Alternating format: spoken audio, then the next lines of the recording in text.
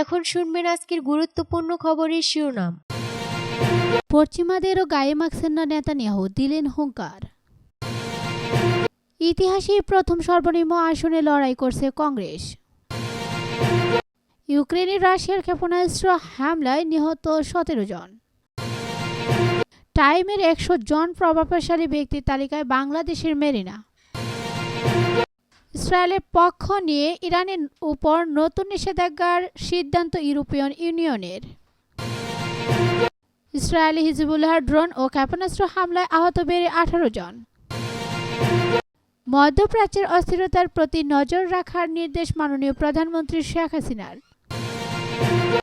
ইসরায়েলের প্রধানমন্ত্রী Benjamin Netanyahu বলেছেন, ইসরায়েল নিজেকে রক্ষার জন্য ভবিষ্যতে নিজেই নিজের সিদ্ধান্ত নেবে। তিনি একথা বলেছেন। পশ্চিমা দেশগুলো ইরানে হামলা চালানো থেকে বিরত থাকতে বলার এই ঘোষণা দিলেন ইসরায়েলি নেতা। ইরানের হামলার পর মার্কিন যুক্তরাষ্ট্র, ইউরোপিয়ান ইউনিয়ন ও জি7 দেশগুলোর সংঘাত নিয়ে উৎকণ্ঠ প্রকাশ করে। তার মধ্যেই নেতানিয়াহু বলেন, কিভাবে নিজেদের রক্ষা করা যায় আমরা সেই সিদ্ধান্ত নেব। নিজেদের রক্ষার জন্য যা যা করা প্রয়োজন সব ব্যবস্থা আমরা নেব। ইতিহাসে প্রথম সর্বনিম্ন আসনে লড়াই করছেন কংগ্রেস। 2024 সালে লোকসভা ভোটে 543টি আসনের মধ্যে 400 আসনে জিতে তৃতীয়বার প্রধানমন্ত্রী হবেন বলে দাবি করছেন নরেন্দ্র মোদী ও তার দল বিজেপি। এরই মধ্যে 370টি আসনে বিজেপি পাবে বলে দাবি করেছেন অমিত শাহ। সেখানে দেশটির শতাব্দী প্রাচীন দল কংগ্রেস প্রার্থী দিতে পেরেছে মাত্র 303 আসনে, যা কংগ্রেসের ইতিহাসে সবচেয়ে কম। তাৎপর্যপূর্ণভাবে গত লোকসভায় বিজেপি 303 আসনে জয় পেয়ে দ্বিতীয়বার মোদী সরকার গঠন করেছে। এ নিয়ে কংগ্রেসের সাধারণ সম্পাদক জয়রাম রমেশ বলেছেন, এটা কংগ্রেসের দুর্বলতা নয়, বিজেপিকে ক্ষমতাচ্যুত করতে এটা শতাব্দী প্রাচীন দলটির কৌশল ও দায়িত্বশীলতা। আমরা বিজেপিকে শক্ত চ্যালেঞ্জের মুখে ফেলতে ইন্ডিয়া জোটের শরিকদের সঙ্গে যথাসম্ভব বোঝাপড়া করে লড়াই করেছি। ইউক্রেনে রাশিয়ার ক্ষেপণাস্ত্র হামলায় নিহত 17 জন। ইউক্রেনে ক্ষেপণাস্ত্র হামলা চালিয়েছে রাশিয়া। এতে অন্তত 17 জন নিহত হয়েছেন, আহত হয়েছেন অর্ধশতাধিক মানুষ। স্থানীয় সময় সকাল 9টার দিকে ইউক্রেনের উত্তরাঞ্চলীয় চেরনিহিভ শহরে এই হামলা চালানো হয়। হামলার পর দেশটির পক্ষ থেকে মিত্রদের কাছে বিমান প্রতিরক্ষা সহায়তার জন্য নতুন করে আবারও আহ্বান জানানো হয়েছে। দেশটির স্বরাষ্ট্রমন্ত্রী ইহোর ক্লাইনমেনকো বলেন, রাশিয়ার ক্ষেপণাস্ত্র হামলায় চেরনিহিভ শহরের বহুতল ভবন গুড়িয়ে গিয়েছে। এমনকি শহরে চলাচল করা যানবাহনও হামলায় ক্ষতিগ্রস্ত হয়েছে। তবে তাৎক্ষণিকভাবে উদ্ধার অভিযান চালানো হয়। টাইমের 100 জন প্রভাবশালী ব্যক্তির তালিকায় বাংলাদেশের মেরিনা। বিখ্যাত মার্কিন সাময়িকী টাইম এর 2024 সালের বিশ্বের 100 জন প্রভাবশালী ব্যক্তির তালিকায় স্থান পেয়েছে বাংলাদেশের মেরিনা তাবাচ্ছুম। পেশায় মেরিনা স্থপতি, উদ্ভাবক ক্যাটাগরিতে তিনি এই তালিকায় জায়গা পেয়েছেন। 2024 সালে প্রভাবশালী ব্যক্তিদের এই তালিকায় প্রকাশ করেছে ম্যাগাজিনটি।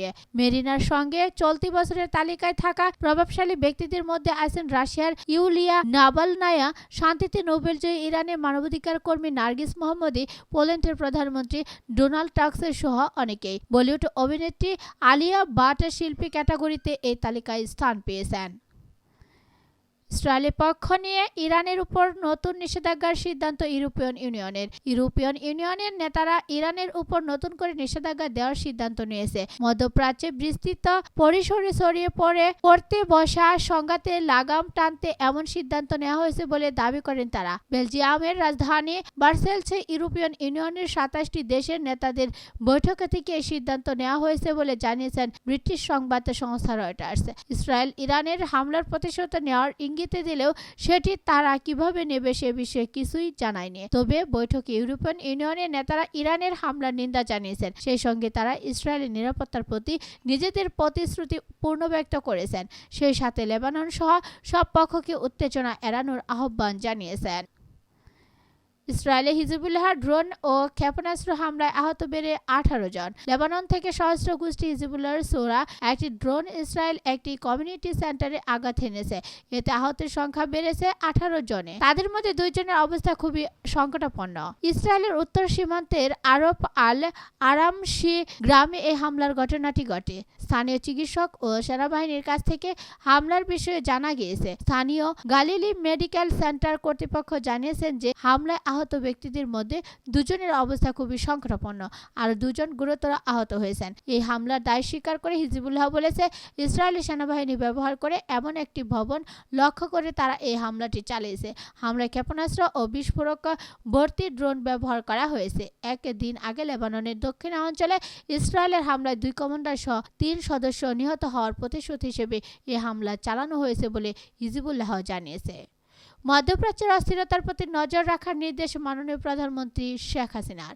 ইসরায়েল ও ইরান উত্তেজনার ফলে মধ্যপ্রাচ্যে সৃষ্ট চলমান অস্থিরতা সম্পর্কে সতর্ক থাকতে এবং এর ফলে বাংলাদেশে যে কোনো বিরূপ প্রভাব মোকাবেলায় প্রয়োজনীয় পদক্ষেপ নিতে সংশ্লিষ্ট সব মন্ত্রণালয়কে নির্দেশ দিয়েছেন মাননীয় প্রধানমন্ত্রী শেখ হাসিনা।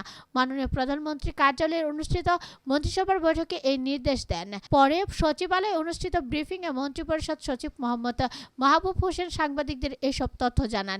তিনি বলেন, মাননীয় প্রধানমন্ত্রী মধ্যপ্রাচ্যে বিরাজমান পরিস্থিতির প্রতি সতর্ক দৃষ্টি রাখতে এবং এর ফলে সম্ভাব্য প্রভাব মোকাবেলায় প্রয়োজনীয় প্রস্তুতি নিতে মন্ত্রিপরিষদের সদস্য ও মন্ত্রণালয় সহ সংশ্লিষ্ট সকলকে নির্দেশ দিয়েছেন। মাহবুব হোসেন আরও বলেন, প্রধানমন্ত্রী মধ্যপ্রাচ্যের অস্থিরতার কারণে বাংলাদেশে সম্ভাব্য প্রভাব মোকাবেলায় প্রস্তুতি নিতে সংশ্লিষ্ট মন্ত্রণালয়কে নির্দেশ দেন। বৈঠকে প্রধানমন্ত্রী শেখ হাসিনা পূর্ববর্তী যেসব বাস্তবায়নাধীন সিদ্ধান্ত রয়েছে সেগুলো বাস্তবায়ন হবে কিনা তা দ্রুত সিদ্ধান্ত নিতে সংশ্লিষ্ট কর্তৃপক্ষকে নির্দেশ দেন।